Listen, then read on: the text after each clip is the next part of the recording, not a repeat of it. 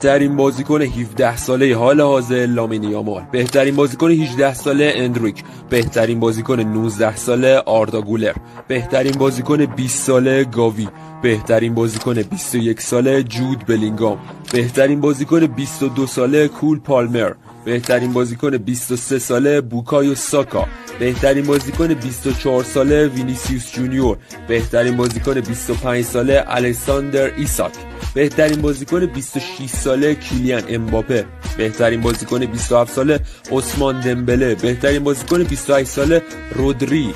بهترین بازیکن 29 ساله آلخاندرو گریمالدو، بهترین بازیکن 30 ساله برونو فرناندز، بهترین بازیکن 31 ساله هری کین، بهترین بازیکن 32 ساله محمد صلاح، بهترین بازیکن 33 ساله دنی کارواخال، بهترین بازیکن 34 ساله کار واکر، بهترین بازیکن 36 ساله رابرت لواندوفسکی، بهترین بازیکن 37 ساله لیونل آندرس لئون مسی، بهترین بازیکن 38 ساله مانوئل نویر، بهترین بازیکن 39 ساله لوکا مودریچ و بهترین بازیکن 40 ساله کریستیانو رونالدو. با این لیست موافقی؟ اگه کسی دیگه جای انداختم تو کامنت ها پرش کن.